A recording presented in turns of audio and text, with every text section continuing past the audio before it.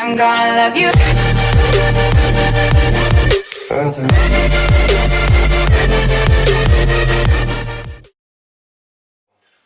Até nessa época, né, em 1985, teve um outro fato marcante, que você até citou pra gente aqui, que vocês lotaram o estádio de Batatais, mais de 12 mil pessoas, e teve um outro fato também, relacionado à torcida, envolvendo um jogo contra o Sertãozinho, onde você fez o gol, que nesse dia o Sertãozinho inaugurava os refletores do estádio. Né? Um fato marcante para a época, né? Como que foi esse jogo? Como foi essas lembranças? Só lembranças boas aí, porque Batatais e Sertãozinho, né, era o clássico, né? Era o clássico e pegava fogo, cara. Então era tanto lá como aqui, o pau comia, né? O pau comia. E esse jogo, lá tinha também o Alcídio Balbo, que era o usineiro aí, também poderoso, né? Então ele tocava, ele adorava também, né? Amava, que nem nós tínhamos o Matheus, como eu já citei, o Cláudio Martins, esses caras assim, né? Naquela época tinha muito, né? A gente pegava aquele birigui do América, o pessoal, esses presidentes ficaram 30 anos na frente do clube, 20 anos, né?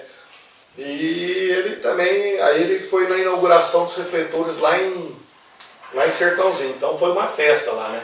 Nós chegamos lá, eles fazendo uma festa. E esse jogo foi um jogo à noite. Foi um jogo à noite, nós ganhamos lá de 2-0. Eu fiz um e o Manguinho que fez o outro de cabeça. Né?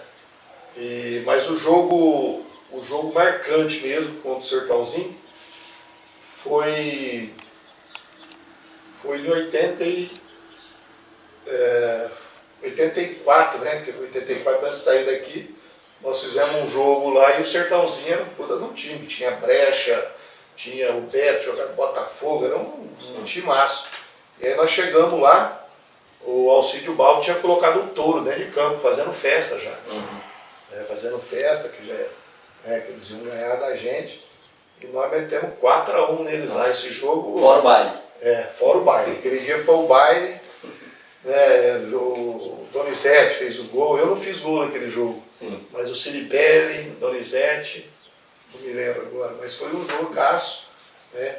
Tanto é que só que nós chegamos em Batatais, o ônibus chegou ali na Jumil, lotado de gente, até que no Dove, aquela multidão esperando nós, aquela festa, né? Então foi um jogaço, cara. É legal você ter citado essa história aí do touro, que ele colocou um touro lá, né, já comemorando a vitória antes mesmo do jogo começar, porque hoje em dia, né, os clubes até evitam, né, esse tipo de motivação extra para o adversário. E isso como combustível para vocês durante a partida, poder meter 4 e tirar um saldo depois. O jogador vai dar entrevista, você fala assim, nós vamos ganhar, pronto, ele já está incitando, né? Isso é uma coisa muito chata, né? O futebol ficou muito mimimi, muito chato. Nessa época não, nessa época você chegava e falava, dava entrevista, nós vamos lá e meter o pé nos caras e tal, era normal isso. E acabava o jogo, tomava cerveja. Isso, né?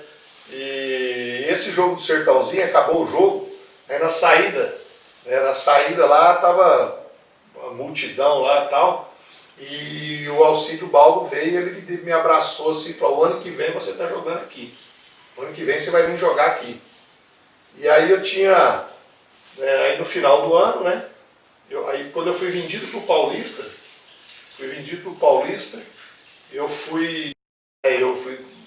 que eu ganhava no Batatais, eu fui ganhando, acho que era 12 vezes mais do que eu ganhava lá. E aí terminou, eu fui pro Paulista em julho, e aí no final do ano, eu estava de férias, que ele tinha me falado, o Sertãozinho fez uma proposta, que era uma proposta, se fosse ver financeiramente, eles me pagavam mais do que eu ganhava no Paulista e me dava na época quando saiu o Monza, aquele carro. O carro está aqui, acho que era não sei que empresa, concessionária lá de Sertãozinho, falou, o carro está aqui, é seu, você vem aqui, eles me ofereceram mais do que eu ganhava. Mas eu falei, não pensei assim financeiramente, fazia 5, 6 meses que eu tinha ido para o Paulista, primeira oportunidade de disputar a primeira e continuar a primeira lá, né? Era como se fosse um passo atrás, né? Falando na carreira, não no salário. Isso, Você pensou mais na sua carreira, né? Só para o pessoal de hoje ter a noção da moral que o André tinha na época, aqui na cidade, na região, a Tribuna de Batatais costumava publicar algumas charges, né, das atuações dos jogadores a respeito das atuações dele. Por exemplo, no jogo contra o Barretos, uma das charges, das frases foi essa. No segundo tempo, Baroni teve que tirar o André por questão de princípios, porque ele estava desmoralizando o anfitrião, que foi lá em Barretos e comeram a bola lá em Barretos. Ou também essa que foi contra o Linense. Lá em Lins, o juiz quis saber por que estavam sumindo todas as bolas. O Gandula aproximou-se dele e disse: "Não é a gente não, seu juiz, é aquele número 8 deles que é mágico." Tinha essas questões dessas charges, né, André? Eu acho que era o Carlito que fazia essas charges, ele até tem um livro dele que é muito legal, né, chama Reminiscências, eu tenho esse livro que ele...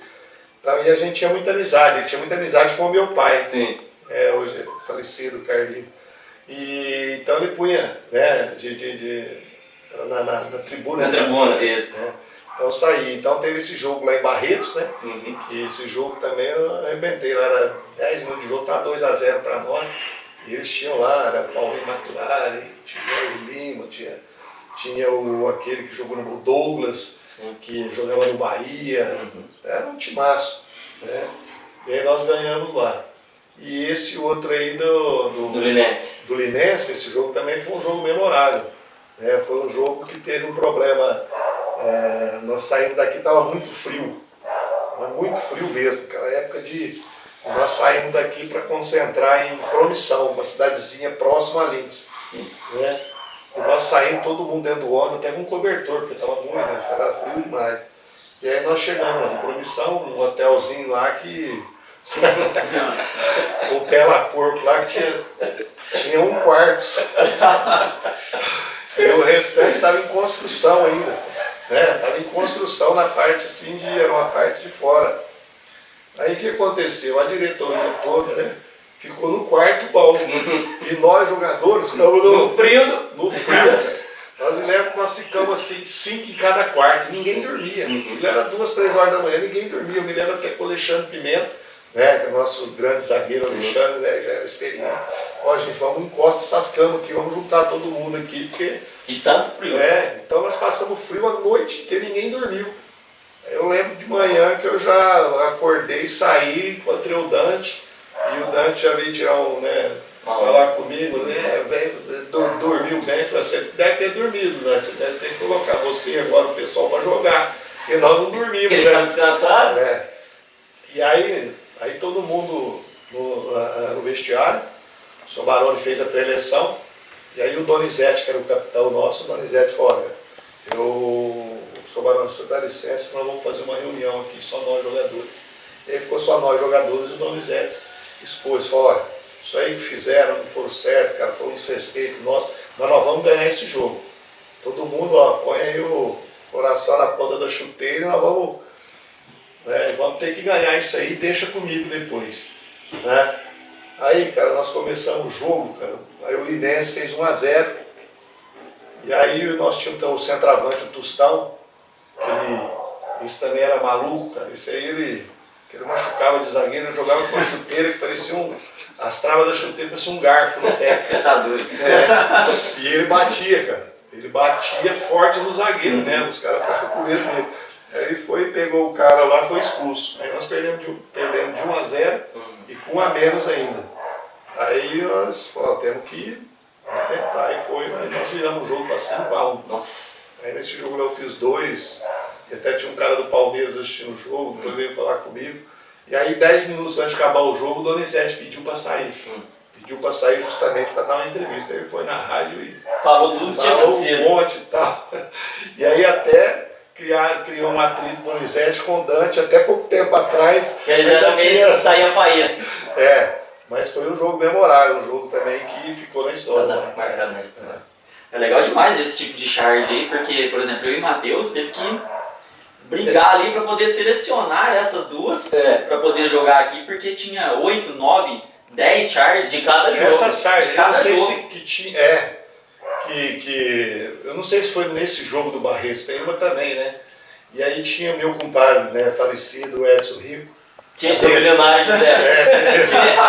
Enquanto na festa do leite tinha A atração principal era Milionário José Rico, no Oswaldo Scatena era André Milionário e Edson Rico. Era muito legal essa charge. É bem criativo, bem criativo. E hoje em dia a gente não vê mais esse tipo de criatividade, né? Então parece que o futebol vai perdendo um pouco a graça nesse sentido. O futebol perdeu a graça hoje. Tudo. Muito chato, muito. Eu, particularmente, dificilmente eu assisto o jogo. Eu gosto muito de conversar, né, discutir sobre futebol.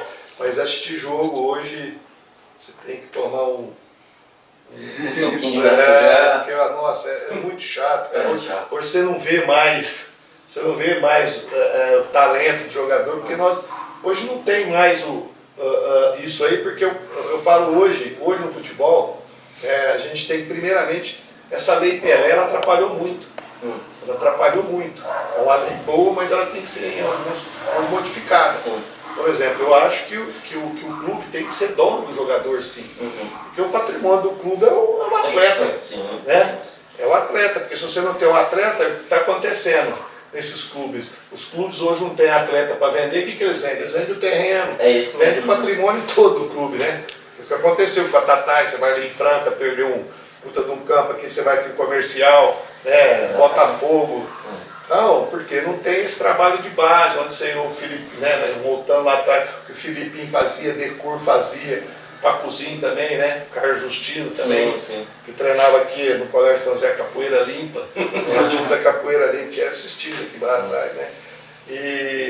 Então, era o clube, né? Tinha esse tempo, né, para formar o jogador, tudo. Agora hoje não, hoje o cara, ele atropela a fase, né? Ele já novo já tem desculpa a palavra, é o câncer do futebol para mim hoje, chama esse tal de pseudo empresário, né? Empresários são, o Antônio Hermínio Moraes, Carlos Nori, o Brauno, né, esse pessoal, o Bernardo Alzini, esses que são empresários. Agora esses empresários que aparecem no futebol, sanguessuga, é picareta, cara.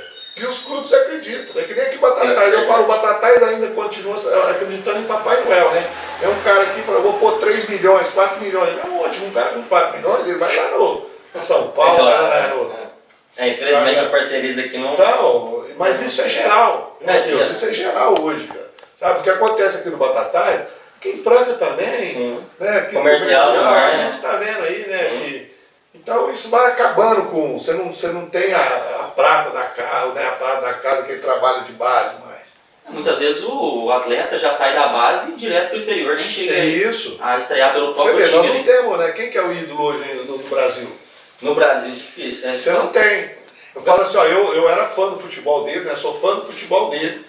E pra você ver, né? Você fazendo uma conta assim, é o Neymar. É um diferenciado. Um jogador diferenciado, ele você via, né, quando ele começou no Santos, parece que ele ficou 4 anos no Santos, não sei se foi 5 anos no Santos, ganhou tudo no Santos, 4 anos, fez gols aí até ontem, né, coincidentemente ontem estava passando um jogo de Santos e Flamengo memorável, que ele 5x4, 5x4, né, que jogou até o Ronaldinho, né,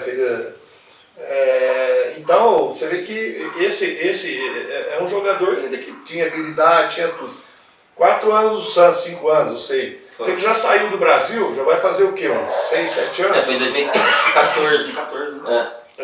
Então, você vê, nós temos aí quase 10 anos que ele foi o último, nós não temos mais ninguém. Não apareceu ninguém. Né? Então você vê a escassez que está o futebol. Por quê? Porque nós não temos essa base, não tem mais esse trabalho de base.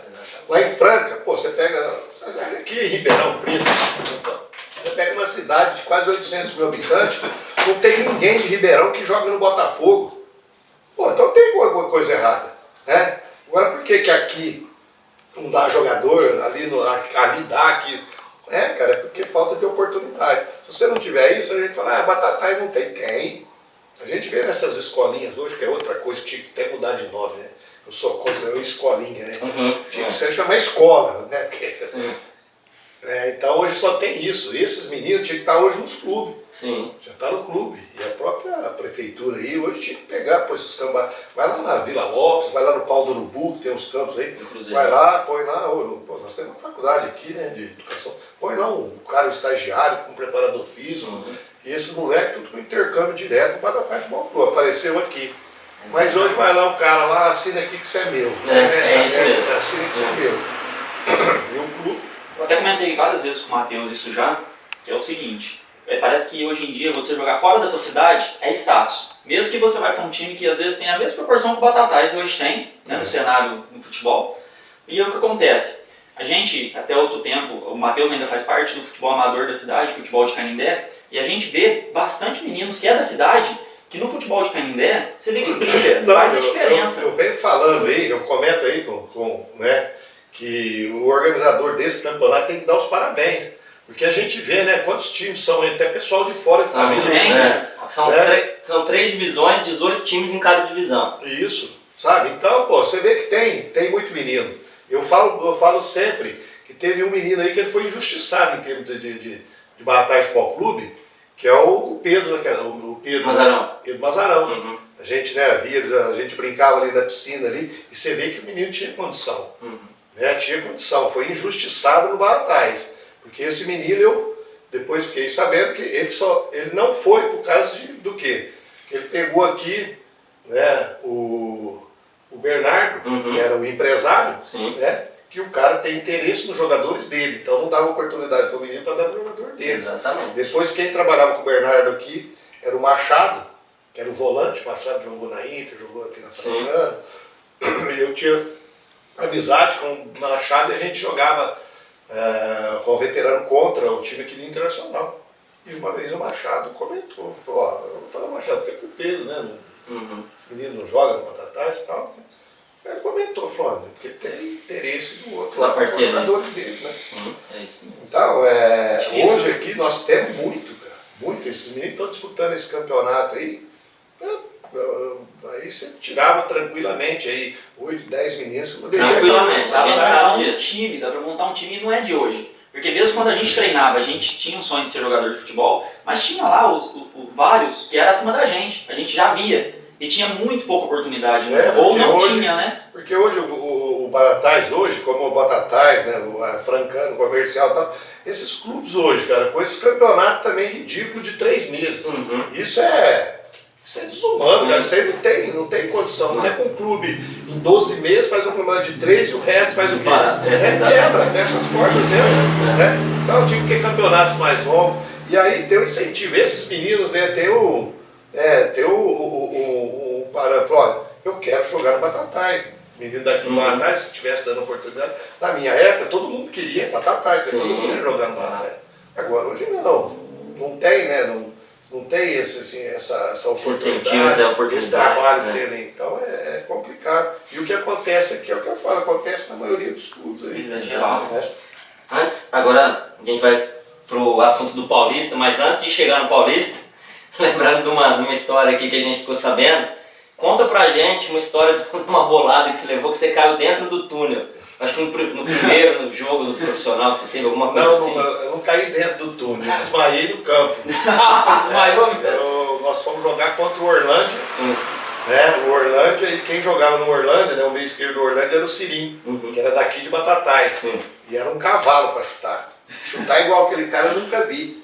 Né? Até mandar um abraço ao Sirim, a gente encontrava com ele aqui no barzinho aqui vizinho de vocês aqui do vocacional aqui. E agora ele subiu, né? Então ele estava sempre ali, mas ele era um cavalo para chutar, o meio esquerda, né? Moreno, forte. E aí saiu uma falta, né? Esse jogo à noite, saiu uma falta, foi na barreira. E aí ele soltou o pau e pegou na minha cabeça, cara. Só acordei dentro do vestiário. Imagina a pancada. E para desmaiar o André ele tem que ser muito forte. Juntava o chute, que ele chutava forte. Naquela época, aquelas bolas de. Uma pesada. Então chutou tudo, mas o Sirinho era um monstro para chutar, um cavalo. Agora, de volta à sua carreira, né? Antes de você deixar o Batatais, uma semana antes, você recebeu proposta do São Paulo por empréstimo e teve também interesse da Ponte Preta. Por que a escolha de ir para o Paulista de Jundiaí, já que tinha esses interesses? A questão do São Paulo foi o seguinte, até teve assim, coincidentemente, depois que nós fechamos com o Paulista, né, eles vieram durante a semana, né, que acabou aquele jogo do Sertãozinho, já na semana, na quarta-feira eles vieram, já fecharam o negócio e tal. No outro dia minha mãe ia viajar para São Paulo E naquela época o Cometa parava em Pirassununga e cruzou com o seu, acho que era o Geraldo Menezes, estava vindo com um dirigente do São Paulo para cá. Aí ele falou, olha, nós estamos indo lá para conversar com o André e tal, né, e ver se traz ele aqui para São Paulo. E aí a minha mãe falou, olha, ele fechou o contrato ontem, né, já foi vendido para o Paulista. Sim. Então tinha depois o interesse desse do São Paulo. Quando eu estava em Jundiaí, eu conversei já umas 2, 3 vezes com que depois agora foi presidente de São Paulo, o Juvenal Juventus. Sim. Na época ele era dirigente de São Paulo. Sim. E ele falou, olha, você se cuida no Jundiaí e tal, que você vai vir para cá. Né? E teve interesse também da Ponte, né? Porque em 79 eu estive lá na Ponte, né? Na Ponte como júnior e tal, e acabou não dando certo. Naquela época o São Mateus Marinelli pediu um valor meio alto, né?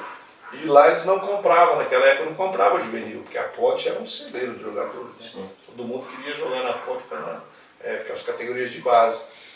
Mas também pesou muito pelo Paulista de Jundiaí, né? Nessa época lá que o Paulista estava montando, né? Esse time foi montado nessa diretoria, né? Que era o seu Anjo Presoto, era todos médicos de um grande hospital de Jundiaí, que era o Paulo Sacramento. Né? O presidente do Paulista era o suíço José Fugg. Ele era o dono da Vulcabras, que fabricava Adidas e tal. Tinha o Jovelino Peixoto, dono da Mercedes-Benz. Então era um time que tinha uma estrutura, né, monstruosa. E você via pela proposta que eles vieram aqui, pelo valor que eles pagaram no meu passe, pela proposta que eles me fizeram. Né, era uma coisa irrecusável. Né? E Jundiaí também, próximo de São Paulo. Então tudo isso pesou. Então, e eu lá em Jundiaí eu fui muito feliz, cara. Eu tenho um carinho realizado pelo Paulista. Até se não me engano, na época acho que foi 200 milhões de cruzeiros, né? Isso, 200 milhões de cruzeiro. Que hoje convertido em reais daria... Mais de 100 mil. Aí na época, até então, na época, foi a maior venda da história do Batatais, né? Foi. Eu acho que até hoje. Até hoje a maior venda da história do Batatais. Eu falo que acho que o último jogador que o Batatais vendeu, né, e entrou dinheiro nos cofres do clube, eu acho que fui eu. Sim. Porque depois de mim acho que não tem ninguém. Uhum. Não tem ninguém que foi vendido. Sim. Muitos aí saíram, o Batatais ganhou uma merreca. Sim, né? uma porcentagem em cima. Já era nesse esquema, né? O caso do Michel, Renan, o Nhaiá. sim. O clube não ganhou quase nada com isso. Justamente porque já entrou era na mão de empresário, essa coisa toda. Né? Exatamente. Porque naquela minha época era 15% do passe. Quem intermediava era ali, era clube com jogador. Né? Sim. Era assim que eram as negociações.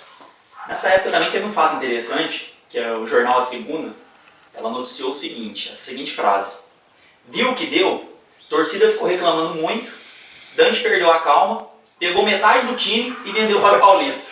No caso, ele considerava metade do time só você. Você já Pelo seu futebol, pelo que você representava para o Batatais naquela época. Pela média de gols que você tinha, né? 11 gols em 16 jogos.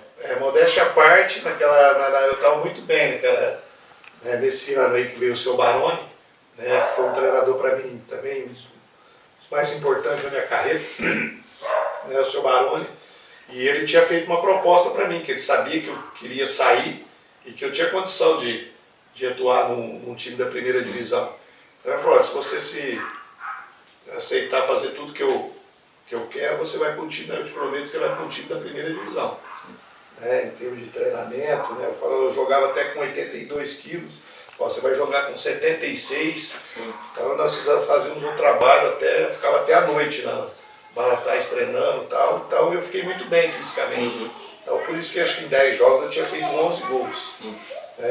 E aí quando o Paulista veio, ele foi o primeiro a me falar, falou, olha, se eu fosse pensar no clube, né, e no time, você jamais sairia daqui, mas como eu te prometi, por mim, né, você já pode negociar.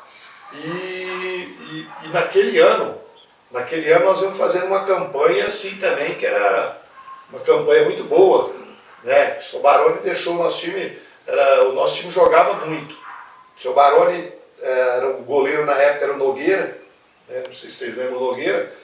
Ele chegava pro Nogueira e falava, você tem direito a dar um balão por jogo. Naquela época do goleiro bater, dava saía só, jogando. era só sair jogando. Sim. Nós tínhamos várias jogar naquela época. Ah, que beleza. Então, nosso time jogava muito bem. Então, nós ganhamos lá do Sertãozinho, ganhamos do Catanduva, na época também o Catanduva tinha, que era tudo do Brida, tinha Brecha, né, ganhamos do Barretos. Então, nós fizemos uma campanha e nós íamos subir. Né? Aí, eu saí, depois que eu saí, teve alguns problemas de relacionamento, né, com alguns jogadores, com assim, diretoria, com o treinador e tal. E aí o seu Baroni foi embora, e com a saída do Baroni, aí foi embora, eu me lembro, Pereira, era o lateral, o Nonato, lateral esquerdo, foi embora vários jogadores e montou o time, cara. Então aí o Batatais não chegou, mas era um time para chegar. Timaço. Era um timaço.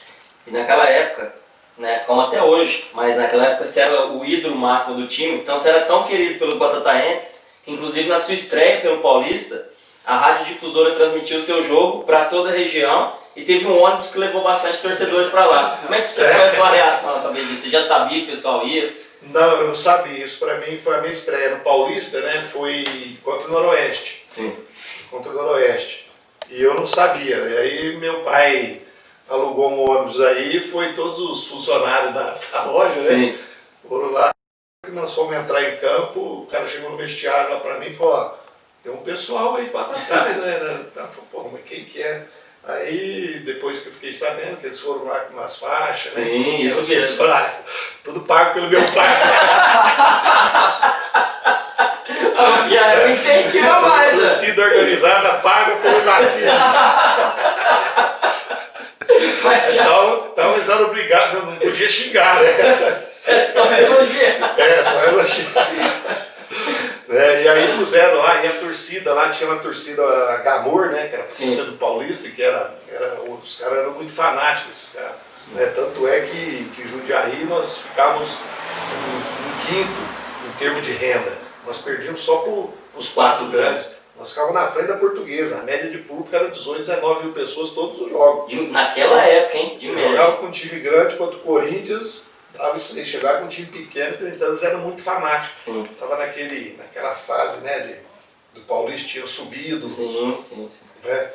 E aí eles puseram, né, a torcida foi lá, pôs o Voldei, o Paulinho, Mazarão, né, hoje trabalha no Real, eles com a faixa andando na pista do campo, né, então foi uma festa. Maravilha, legal demais. Legal, Hoje em dia. Minha esposa, meu pai, minha mãe, foi. A difusora também foi lá transmitir o jogo. Nossa, legal demais. Agora, e a receptividade que eu tive em Jundiaí também foi maravilhosa. Foi ótima, né? Quando eu fui lá para assinar contrato, e depois na minha chegada, eu me lembro, estava lá uma manchete do jornal, chega o artilheiro da segunda divisão, uma página inteira. Sim. A recepção foi bem muito positiva. Muito. Nessa época no Paulista, você já até citou, né, alguns nomes, você jogou com grandes nomes, né, no futebol e teve a oportunidade de jogar ao lado deles. Como era para você estar chegando, né, já que era referência aqui no Batatais, chegar e jogar ao lado desses craques? Foi o que eu disse, né, no Paulista quando eu cheguei, né, tinha grandes nomes e hoje nós somos amicíssimos, né, nós temos um grupo que a gente se fala diariamente aí, né, que eu tive o Joãozinho que me ajudou muito. O Joãozinho, que era o capitão do Santos na época, o Joãozinho Neto. Tive o Tata, que que hoje é auxiliar do Muricy, né? Trabalhou muito tempo com o Zé Mário. Tive o Humberto, eu tive agora em Mogi, que ele é de Mogi Guaçu, né? Mas eu tive agora lá esses dias, mas não encontrei com ele. Mas às vezes a gente se fala pelo grupo. Tive ali o Tuíco, grande amigo meu também, né? Passagem para os vários clubes. Então era o Gerson Andreotti, né? O Gerson Andreotti era o capitão e o paizão de todos, né? Era o mais velho, e o mais velho nunca vi correr que nem aquele cara. Ele era impressionante, ele perdia 5, 6 quilos por jogo. Sabe? Ele era raçudo, então tinha que fazer, acabava o jogo, tinha que fazer o trabalho. Então isso ajudou muito, né? Você chegar num clube, o Eli Carlos, que agora faleceu esses dias, Eli Carlos com passagem no Cruzeiro, Flamengo, né? Então era um time que tinha esses jogadores experientes e te davam um suporte, né? Sim. Porque às vezes, eu também quando cheguei tinha alguns jogadores de Jundiaí, que nem o Edu, que era a prata da casa, Sim. ele era o ídolo também Sim. da torcida, mas era tudo garoto novo, né? Tinha uns 5, 6 que a gente... Então esse pessoal dava um suporte, né? E a experiência deles ajudava bastante. Ajudou muito. Muito. Depois de um jogo que você fez lá pelo Paulista, teve um repórter que veio querer tirar uma casquinha com você e falou que no primeiro jogo do Batatais aqui sem você, o Batatais chegar de 3-0. E você respondeu, se eu tivesse lá ia ser 4 ou 5. Você sempre teve essa personalidade assim? Me lembro. Ele falou, olha, você não jogou, o nome dele era Cassiano, esse cara, né? Ele gostava de... Jogar uma gostava. gasolina na fogueira. Tanto é que teve um caso uma vez, esse cara, ele era meio agitadorzinho, sabe? Polêmico. Ele era meio polêmico. E teve uma vez que, lá em Jundiaí, eu não me lembro que jogo que foi, e ele meteu o pau na gente, teve um churrasco. Teve um churrasco na chácara, que era do Russo, que era o meu empresário, que tinha lá 10, 12 supermercados. E foi na chácara. E aí o Tata, né, que esse é uma figura Resenheiro. esse era um bom palhaço do futebol, esse no bom sentido, né? Era o Tata, e o Tata levou ele lá. O Tata fez questão da gente convidar ele, porque o Tata gostava de uma sacanagem, né? E aí chegou lá, né, a gente lá na festa, chamou ele do lado, vamos fazer uma entrevista, empurrou ele dentro da piscina, com microfone, naquela época com tudo, cara, de roupa e tudo. Então esse Cassiano ele sempre gostava de dar umas alfinetadas. Né? Era um neto da época passada. E por outro lado também, igual ele fala do Tata, né? O Marcelinho cita também o King Naldo, né? King Naldo, Reinaldo, que lateral esquerdo do São Paulo. Hoje em dia é considerado o rei da resenha, que é os caras que alegram aí, né, os bastidores do futebol, que hoje está muito sério, né? Igual a gente falou agora há pouco, mimimi, precisa desses caras também, né? Pra dar uma quebrada no gelo. O Tata, nós vimos quando nós ia jogar em São Paulo, né? E ele é de São Paulo. Né? Então nós íamos jogar em São Paulo, ficava no hotel, e no hotel que a gente ficava lá, do lado, tinha uma galeria. E tinha um lugar lá que só vendia essas coisas de sacanagem, aquele copo babão, gelo com moço. E ele, né, nós íamos lá, aí ele comprava de monte, sabe? Então ele já chegava e, né, no almoço, na janta, sempre fazendo sacanagem, cara. Sempre esse clima. Tive outro cara também que eu joguei, cara, e que infelizmente faleceu, o Ayrton, lateral esquerdo. Né, o Ayrton Maru jogou no São Paulo, jogou no Grêmio, no Flamengo. O apelido dele era maluco, né? Eu lembro que o Renato Gaúcho jogou com ele e deu uma entrevista na revista Placar. Falou, ó, o palhaço do futebol é o Ayrton, cara. Sim. Esse também era outro. Então juntava ele, esse Ayrton, ele chegava no hotel, ele já pegava pasta de dente, punha tudo nas fechaduras, né, nas maçanetas, uma por uma, então o cara chegava e ia ali. Tinha capacidade, nós concentrávamos no Lago Azul, né, que era na Anhanguera, aquele restaurante que tem, e lá no fundo tinha um hotel, né, então a gente concentrava lá. E ele antes do almoço, ele ia lá, pegava aquelas bolinhas de manteiga, punha no ventilador escondido, depois chegava pro cara e falava, liga aí e tal, punha a manteiga. E ele foi mandado embora do Paulista por causa dessa sacanagem, né, essa sacanagem. Nós vamos jogar em Santos, na Vila, um domingo de manhã, e foi o dia que mudou ainda, eu me lembro isso, que mudou de Cruzeiro para Cruzado, né? Aquele plano Presser, né? Foi de manhã. Então, cara, ele chegava de madrugada, ele pegava um foguete, punha no cigarro de espera e punha lá. E 2 horas da manhã, estourava, fazia aquela loucura. Aí o cara falou, acabou o jogo. Nós saímos do hotel, o rapaz falou que nunca mais concentrava o Paulista lá, fazia essa sacanagem. E nós fomos pro jogo, rapaz. E aí nós tava meio que... Nós não estávamos numa situação boa na tabela lá, e precisava ganhar esse jogo. E nós estávamos ganhando esse jogo, 1-0 lá. Aí 1-0, aí no finalzinho do jogo, uma bola para ele sair no contra-ataque, ele era muito habilidoso, e sempre foi um puta do jogador, né? Tanto é que a carreira dele São Paulo, Grêmio, sim. Flamengo, né? Ele foi voltar uma bola, aquelas de Virar a cara. virar a cara e jogou no peito do Chulapa, né? O Sérgio Chulapa dominou, entrou com bola e tudo. Fez o gol. Aí no finalzinho o Santos bateu o escanteio e virou o jogo 2-1. Sim. Então todo mundo puto, aí nós entramos no ônibus, todo mundo puto. E ele dentro do ônibus, rapaz, ele fez lá um risco, ele foi entrando no ônibus fazendo um risco de pólvora, até lá no fundo. Quando veio no ônibus andando, ele riscou essa pólvora para parar na estrada. Meu pai do céu, é doido mesmo. Aí tinha um preparador físico, o treinador de goleiro chamava Silveira, um gaúcho, ele não gostava de brincadeira, esse Silveira. Sim. Então ele dormiu no ônibus, com óculos escuros, né, e dormiu, né? E ele chegou aí com espuma de barba e o soco quando ficou aqueles dois. De repente começou a derreter, cara, e caiu no peito desse cara, rapaz. Chegou lá, nós chegamos à tarde em Jundiaí. Na segunda-feira ele estava dispensado. Sim. Aí a gente Passou brincava. do limite. Ele saiu na segunda-feira, na quarta-feira ele assinou com o Flamengo. A gente brincava, o Paulista mandou ele embora pro Flamengo. Sim, É. sim. E depois nós até nos encontramos. Eu me lembro que nós encontramos no velório do Soter. O Soter no lateral, que era do Palmeiras. Sim. Foi jogar em Mato Grosso e discutiu com o cara do hotel onde eles moravam lá, até tava ele, o Joãozinho. Sim. O cara deu um tiro nele, matou o Nossa, Soter. Deus me livre. Aí nós encontramos ele no velório do Soter. E depois, agora, pouco tempo atrás, né, nós fizemos até nesse encontro era para ele ter ido. Ele não foi, porque ele estava meio doente, mas ele falou que o negócio dele era grave. Ele teve um câncer até que faleceu agora. Sim. Faz acho que um ano aí. Mas era uma Mas figura. era uma figura. Bom, nessa época, né, que você jogava, tinha muitos nomes e muitos nomes para servir de inspiração, né? Todo mundo se baseia em algum grande craque para poder seguir os passos, né, procurar seguir as mesmas características. E nessa época, a sua grande inspiração era o Zico? Era o Zico. Sempre fui fã do Zico e até hoje sou fã do Zico. Sim. Porque foi eles costumam aí ficar essa briga aí de quem foi o melhor, Pelé ou Maradona. Sim. O Maradona ainda tem que brigar com o Zico. Pra ainda, chegar, pra chegar com lá. certeza. Né?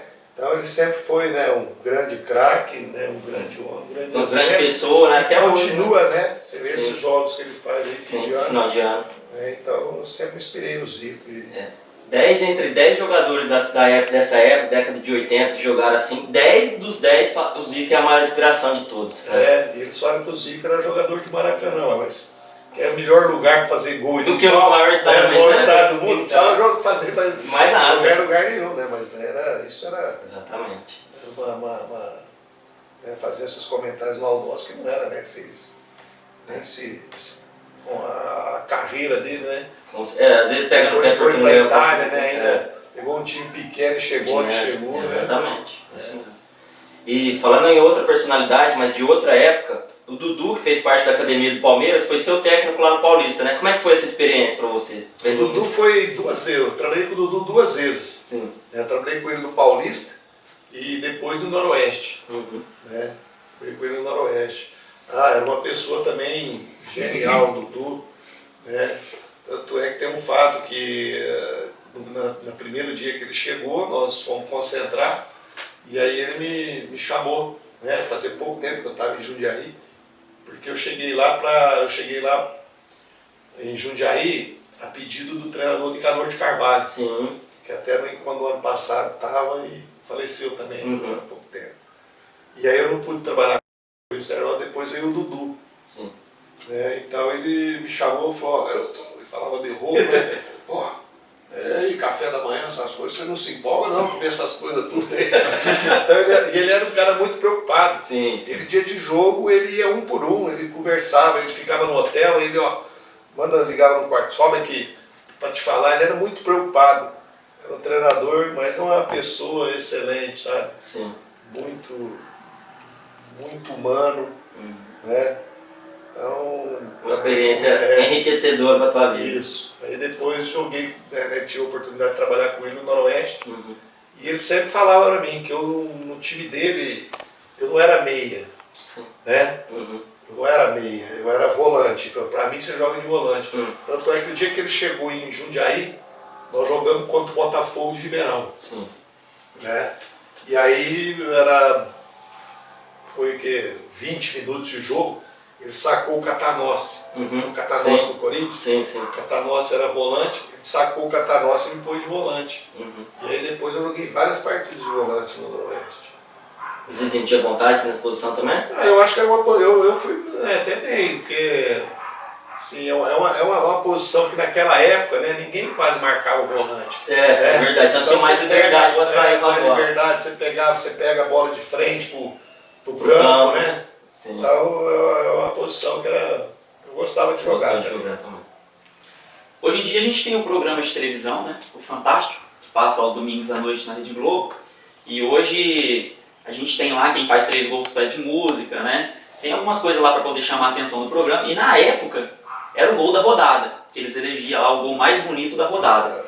Né? E nessa época, o seu primeiro gol com a camisa do Paulista foi justamente o gol da rodada do Fantástico. Como que foi ter esse gol sendo mostrado lá para milhões de brasileiros? Foi contra... Foi acho que o segundo jogo que eu fiz o segundo dentro de Jundiaí, que tinha jogado lá, depois nós jogando fora. Sim. Então foi o terceiro jogo em Jundiaí, contra a Inter de Limeira. E a Inter de Limeira também era um timaço, né? Sim. Tinha Gilberto Costa, Elius Cavalo. Um ano depois foi campeão paulista, né? Campeão paulista. Esse grupo aí. E aí eu tive essa felicidade, né? Uma bola lá, o Luizinho, lateral esquerdo nosso, foi no fundo, tirou, o Cavalo tirou de cabeça, né? Uns 3 metros fora da área grande, eu peguei de 100 pula lá, foi no ferro. Sim. Dessa parte um golaço, sabe? Sim. Mas a gente nem imaginava, aí cheguei, vim embora para Batatais, o estilo fantástico, o gol mais bonito fantástico, né? Aí saiu o André.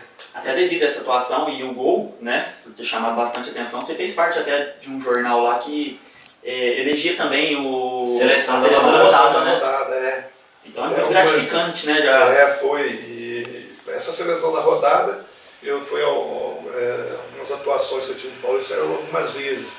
Né? E esse gol do Fantástico, né? Esse foi o gol do Fantástico. No final do ano, o Fantástico fez os 11 gols mais bonitos do ano. E aí estava entre os 11. Sim. Né? E depois aí aí no ano seguinte eu fiz outro gol do Fantástico. Sim. Né? Foi contra o Comercial de Ribeirão.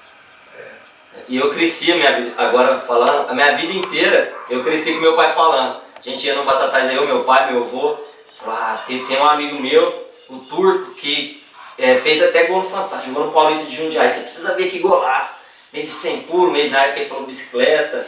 Eu sempre cresci, né, pai, com essa história desse gol. Agora, podendo o autor do gol falar como é que foi, é até emocionante pra gente. Mas é muito gostoso, né? E pra nós, então, foi uma maravilha. Esse do Comercial, até teve um erro da Globo, né? Porque foi contra nesse jogo do Comercial, o treinador caiu. Sim. O Sérgio Lopes. Ele caiu nesse jogo. Nós estávamos ganhando do Comercial 2-0. Né? Eu tinha feito esse gol e o Zezé Gomes, que era um meia também, o Zezé famoso, jogou no Fluminense, fez o segundo gol. E aí nós estávamos ganhando de 2-0, zagueiro, né, colocou o Mário. Chamou o time do Comercial. Aí o time, né, longe de falar que o Mário é o culpado, que é grande amigo meu também, lá no Jacaré, nós temos. Sim, mas é outra característica, né? Aí colocou o Comercial, bateu 2 escanteios, bateu um, fez o gol, e aí bateu o segundo, empatou o jogo. Aí no final, aí mandaram o treinador embora. Sim. Tá ganhando 2-0, empatou 2-2. E aí na noite no Fantástico, passou o meu gol e puseram o nome do Zezé Gomes. Sim. Aí no ano seguinte, no dia seguinte, na segunda-feira, eu tinha minha tia Darli, né, falecida, ligou na hora e aí eles modificaram. Eles fizeram uma nota modificada e tal. Sim. E eu cometeram uma injustiça com um gol, né, diferente do primeiro, uma pintura, né? Parece que você driblou o time inteiro lá e fez o gol. Como é que o Messi hoje em dia, né? Foi diferente do primeiro. O primeiro foi de 100 pulos e esse você driblou. Esse foi driblando.